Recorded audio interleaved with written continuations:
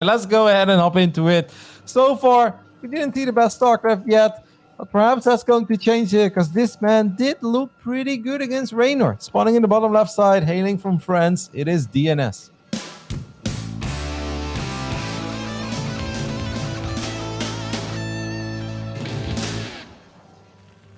And up at the top right, we have the red Zerg player. Had a rough start in the group, but he says momentum's back on his side. It is Team of Go's Elazer.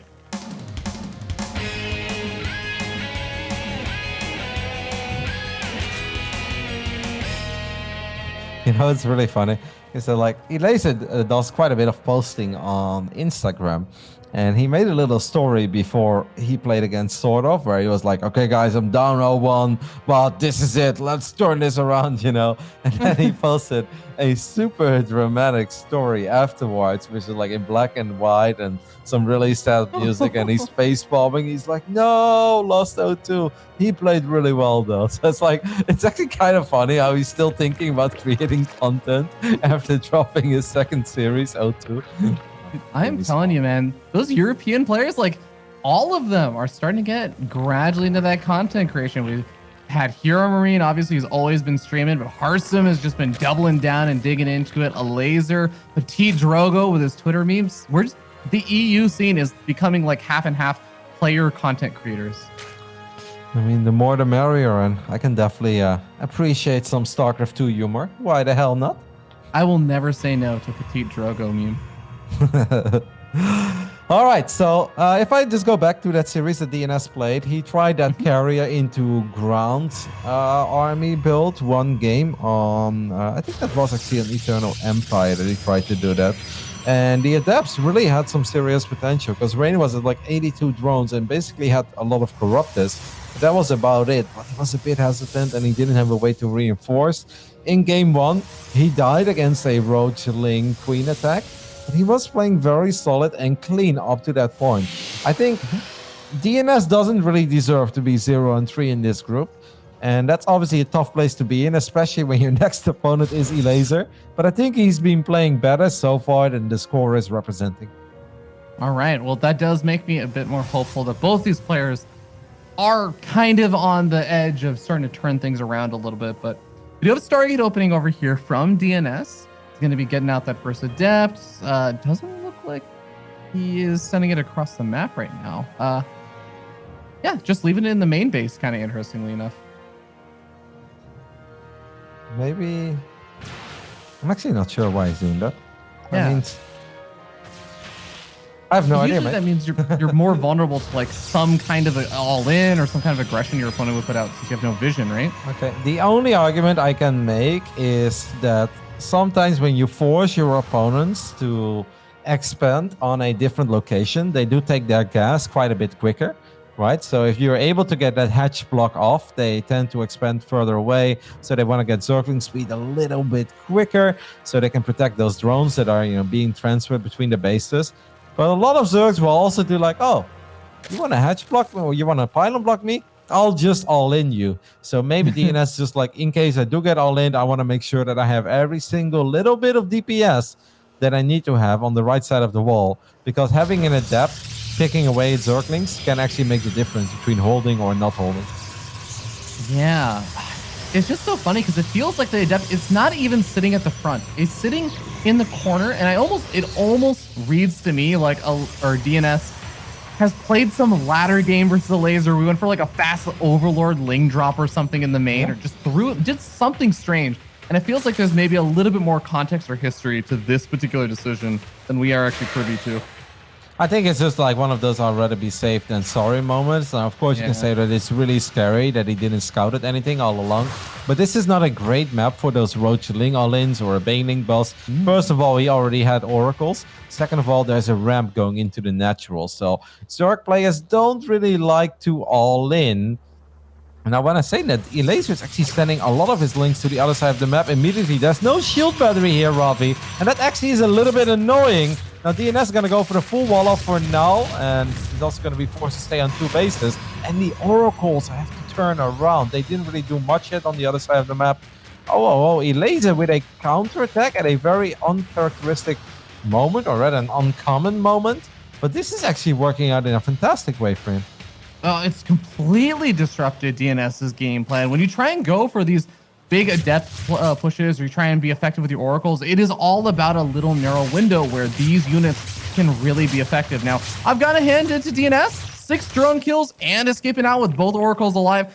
That is way more damage than I expected him to get this late on. But hey, yeah, he manages to get some damage done regardless of the kind of delays he had.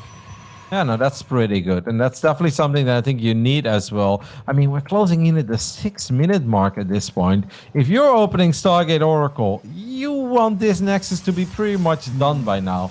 Protoss players often feel super confident as long as they have an Oracle out on the map. They have an Adept tucked away between either 2 pylons or, you know, a mineral patch. Then they go up to 3 bases. So this Nexus is late, which means DNS really needed those 6 drones. But to be totally honest, I feel like he needed even a little bit more than just 6 drones. And maybe the Adepts can finally start to accomplish that by the time that he feels it's safe to leave his Nexus alone. I'm with you, Roddy. And it's frustrating too because he doesn't even exactly have his big gateway flood. Whoa, that is a lot of Adepts. He's hard committing to this. And it might be a little bit tough because we do have Elazer already making the roaches, but the roach count is not that high just yet. He's only just now maybe getting up to 6 to 12 roaches, and there are a lot more adepts than that can easily split up between bases if they even desire to. You're going to be encountering some of the Lings over in the center of the map, so a few of these adepts already getting picked off. A good start for Elazer, but again, like you said, Roddy, that's a lot of adepts. It is a lot of adepts, but that was a fantastic move to pick off those initial 4 adepts. That's going to make the follow-up defense a lot easier. 8 drones go down. Elazer still ahead, but this is actually a fantastic shade because the adepts are now only shooting at drones and Zerglings, and that means that the drone count now actually is lower than the probe count on the other side of the map. 17 drones have gone down, and it's pretty hard to make Hydra Linkbane work. Now, the big question is, can he defend the counterattack? There's no battery here. But there are 2 oracles with a ridiculous amount of energy. Oh, those oracles are going to be so handy right now. No. I'd feel a little bit better if you had the immortals already out, or even just one actually at that 3rd base already. But this is definitely going to make it a very tight defense. I actually don't like the fact that he activated Pulsar Beam that early there. I would have loved to see him just wait a little bit longer. I know he's got a lot of energy, but you'd be surprised how quickly those things run out, especially if there's a lot to shoot at.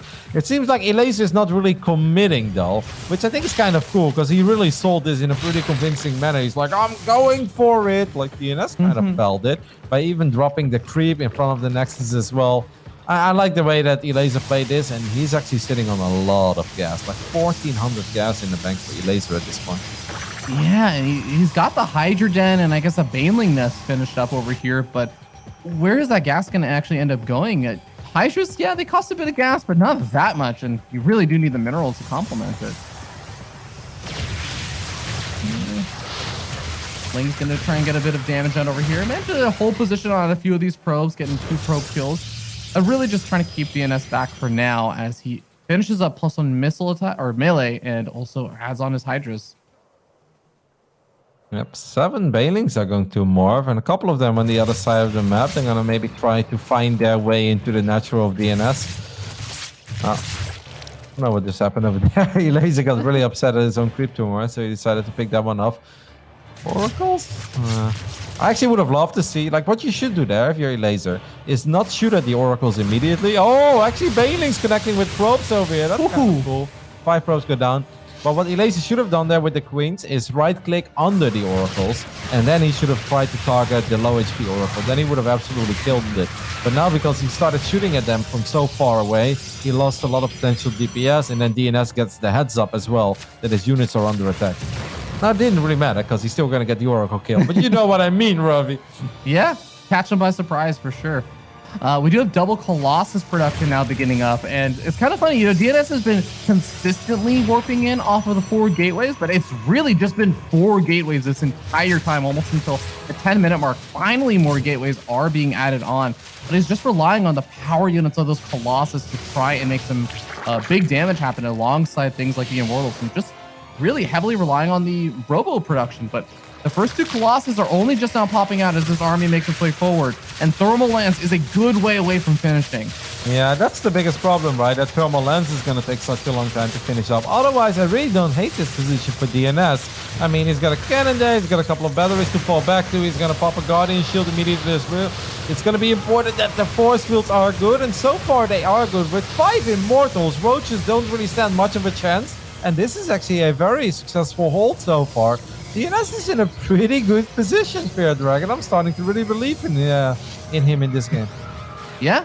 Force field's definitely holding strong, and he's still got 3 of those sentries alive to continue force fielding if there's another attempt from Elazer to try and push on in.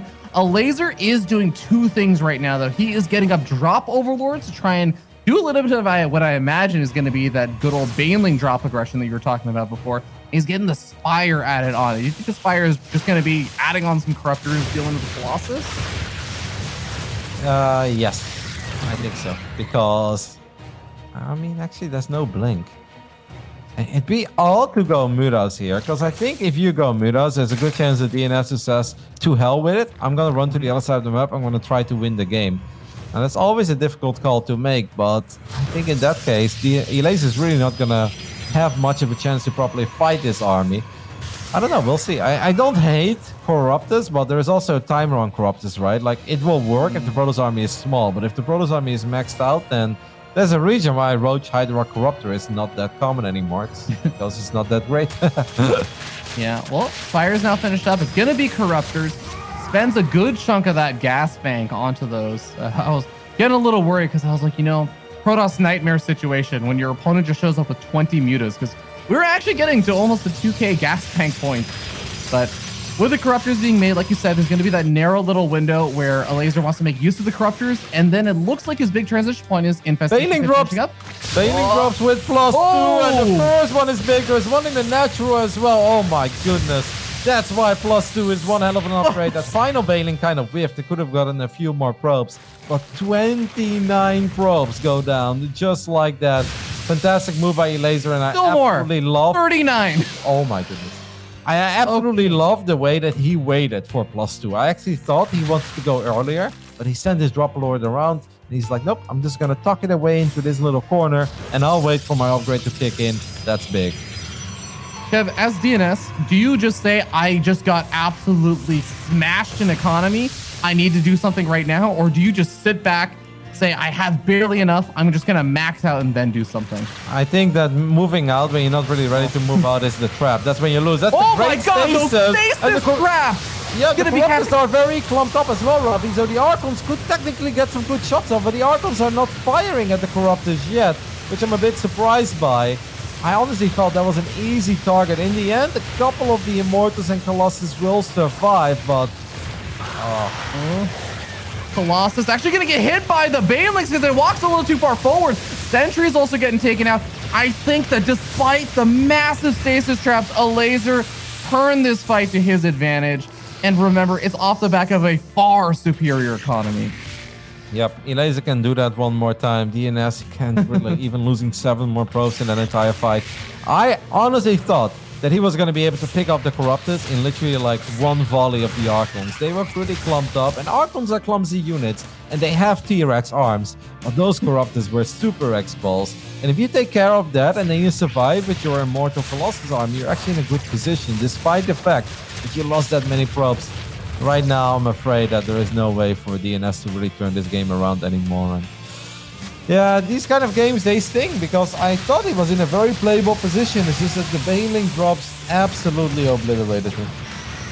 And that is one of the brutal things about those Baneling drops, is that especially if you're good and you wait for +2 weapons to one-shot those workers, it can be game-ending. It can force the Protoss player or whoever they're playing against to just immediately make hard decisions about whether or not they should just immediately all in, or if they play from behind. And oh god, that's Stalker. How is that not a wall? I love how they're all getting by one as well, with just like a little bit of help from the other Zergling that is getting pushed through. These Lings, of course, still with +2 as well, which means they'll do a lot of damage to these Zealots that are only now being warped in. Yeah, this army of DNS is simply not big enough. The Baneling count is high enough. It's that high that you can actually just run it into Archons, and GG gets called. Elazer will take the 1-0 lead here on Pillars of Gold. But It was not a bad game. Like, those are kind of interesting games, right? A little back and forth. Yeah, I'm definitely a fan of a game like that. We got to see a little bit of that back and forth, but I feel like even though I wouldn't say Elazer was like super far ahead the entire game, obviously the big baneling drops is what really put him into that far ahead position. Yep. But I feel like there were just so many small things that were going Elazer's way, you know, like catching the adepts as they were actually on that move out across the map, hitting that third base and slowing it down from really being like taken over there for a really long time, finding the oracles and like pushing them back. Like so many small things are just going well for Elazer the entire game. No, you're definitely right. And I kind of like the question that you asked after he lost all the pros, where you're like, is this just where you say to hell with it? I'll just go for it. That's the trap. That's when you step on creep and you're like, they can't have that much. And that's when the 360 banelings come in and collapse on your army. And you're like, all right, should not have done that. You know, I lost my economy, but now I also lost my army. I felt that with maybe a battery or two, that's what's missing there. Because the corrupt account wasn't that high. And Hydra Link Bane has a very hard time engaging into an Archon Immortal Colossus army. So I think there was some more potential there. It's just that the Corruptors had free reign and they just kept on going, literally forever on those Colossus. And I think that really made the difference there in that one fight. Yeah, I'm definitely with you on that. I feel like if the Corruptors had been taken care of, the rest of the ground army, the Colossus actually were just doing really, really well against. It was just when the Colossus started falling that, yeah, ground army might be gone, but now there's nothing to clean up all the banelings and all the other things that got trapped in there. So tough situation there for DnS. He's already had a really, really rough run in the group. And now this is going to be, even if he is somehow able to turn this series around, it's already kind of playing against his current map score right now. So this is actually, I think this is the do or die match. I don't know that DnS can actually advance out of this group anymore if he cannot turn this series around. Yeah, I'm sure there is a crazy way. Let's say Mana, Reina win everything, then Vanya sort of, and Elazer lose all against each other. But that's not realistic, guys. If DnS somehow wants to keep a little bit of hope alive of making top 4 in this group, he needs to win this best of 3. I'm with you. There's no way around it. And I feel like in the last 3 PVCs I saw of him, he looks all right. There is potential. He looks promising, gets himself in decent spots. It's just not really able to close it out yet. And eventually it really starts taking away some of your confidence as well, where you're like, man, like this wasn't going that bad. I killed an insane amount of drones. I was actually in an okay spot. I liked the tech I was heading into. Why did this not work out? You know, these are things that you really start asking yourself at a certain point. Anyway, he's got to shake it up. Or, shake it off, rather. Maybe mix it up. I don't know if he wants to turn this one around. In the top right side, we're looking at the main base of the Frenchman. He's down 0-1. It's DnS.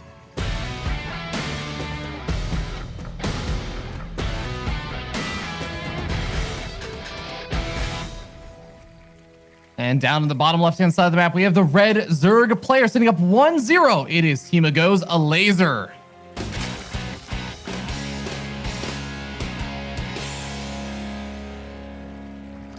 I'm with you, Roddy. I am a bit afraid this kind of situation, you know, this whole like past week and now this week, DnS has been struggling and now he's sitting down 0-1. It is really hard to not feel that kind of pressure. I mean, yes, DnS has been around in the scene for a while, but I feel like he has had a lot of these times where there's maybe some hype around him or he's in an important match, and it seems like it has affected him before.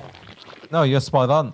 When we had the traditional WCS circuit and we had these events where you had like first group stage, second group stage, and third group stage, DnS had days where he was just on point, man. He would win his first group, win his second group, win the third group, and only drop like 1 or 2 maps on his way into the playoffs. And then you open up the final day, you're like, guys, like, you know, or you open up day 2, rather. It was always day 2. Like, we're in the playoffs. DnS has been looking really good. Then he runs into Hero Marine and he loses 0-3. That didn't happen just once. That happened on multiple occasions. And yeah, I kind of thought that this format maybe would have been okay for him to shine, because it doesn't come down to a single series. It's not just like all eyes on you. This is it. If you lose, you're out of the tournament. I mean, to be fair, he had opportunities so far. Just not able to win a single out of the potential first 4 series. I mean, then I guess there is no valid argument to be made for you needing to advance, right? Yeah, it's a hard sell, but All right, so we're going to see what is DNS's plan in game number 2 when he's up against the ropes. He's going to add on the Twilight Council, and with an Adept being started up, Roddy, I feel like we might be seeing some more Adept play, some more Adept memes.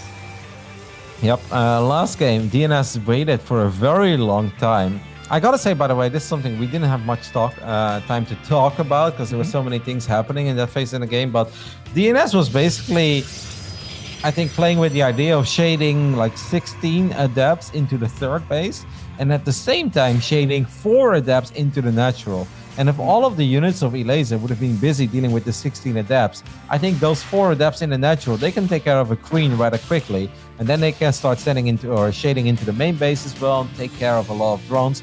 That would have been a really cool play. But Elazer, even though he wasn't totally ready to fight the Adepts, he just dove on the initial 4 Adepts when they were split off the rest of the pack, and I thought that was a brilliant call by Elazer. Yeah, no, I definitely agree with you. It's kind of interesting because we aren't actually going to see Resident Englaves coming on out. It's going to be the Dark Shrine. A few more gateways are being added on. We're kind of getting a bit of a throwback build over here. Haven't seen as many players do the DT drops, but I'm still a fan of it. Yep, it's just solid. It's also very nice to have such an early Dark Shrine because there are a couple of weird Zerg builds out there that consist of a lot of Zerglings and Queens and Roaches running to the other side of the map. They don't deal very well with Dark Templars early on because often there is no lair for builds like that. So that's why it's also very nice to have a Dark Shrine on a tiny map like Everdream. Kev, you never have to convince me that getting a Dark Shrine kind of early is a good idea. Just remove it from the book of things you'll maybe convince me of. I wasn't trying to convince you. I was just echoing your sentiments. Yeah, I know. Wanted you to smile a little bit, thinking of great Dark Shrine moments, you know.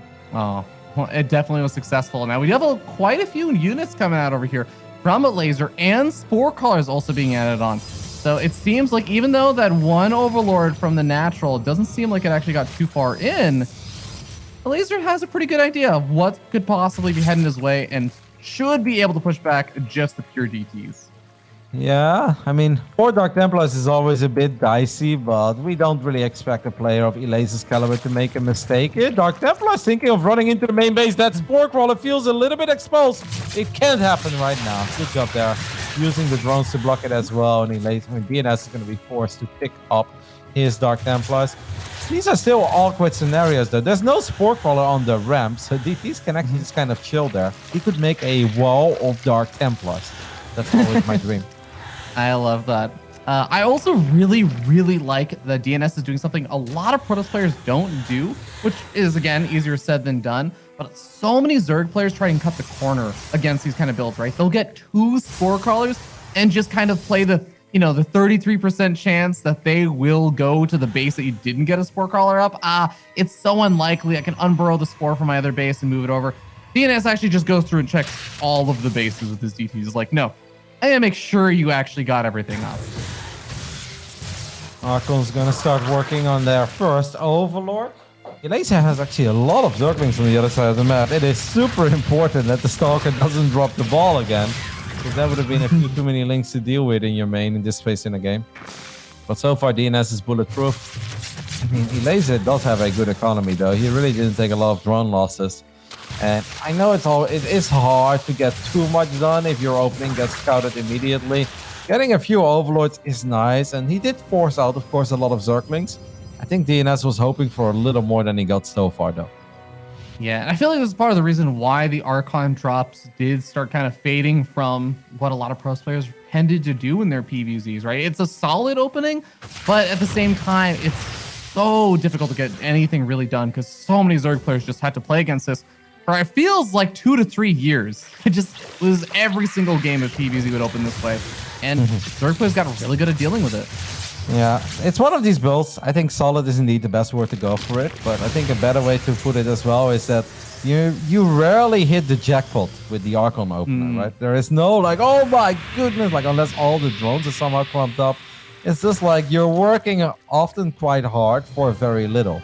Then again, it's also relatively easy to execute, right? Especially now that queens have less range. Anyway, this is a relatively big army by DnS. 7 minutes into the game, we're looking at 5 Archons and 3 Immortals, a couple of Force Boots available as well. He's diving in real deep, but Elazer coming in from the right side.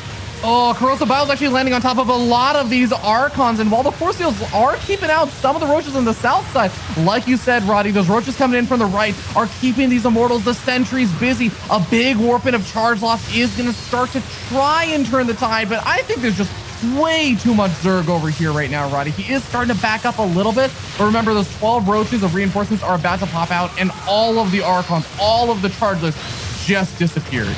Yep, I mean, it's close, but it is indeed a hold in the end. 58 army supply remains for Elazer, but he did lose a lot of drones in the process. A couple of queens went down as well. I gotta say, still an impressive defense by Elazer. Because when I looked at the Protoss army, I was like, oh my goodness, that army is monstrous. For like 7 minutes and 20 seconds into the game, right? 3 Immortals, Sentries, 5 Archons. But Elazer with a very nice engagement and some great crisis management there as well. Is safe for now. I don't see an Overseer, so he shouldn't really commit because we still have that Dark trying out on the map.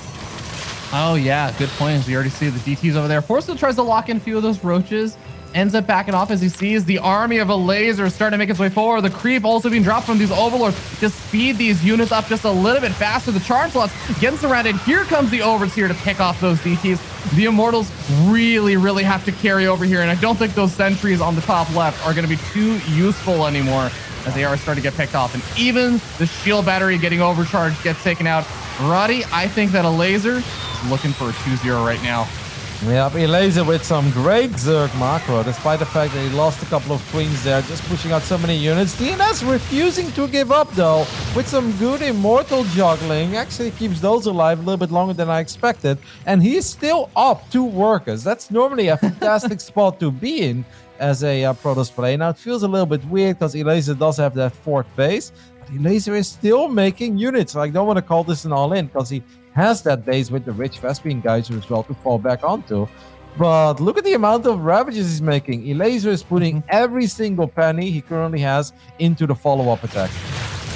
Yeah, and I think that DnS is also responding in turn. He's not getting up any additional attack. There's no Robo Bay coming down. There's no Templar Archives or anything else. It is just all about raw gateway units, more Immortals along those lines.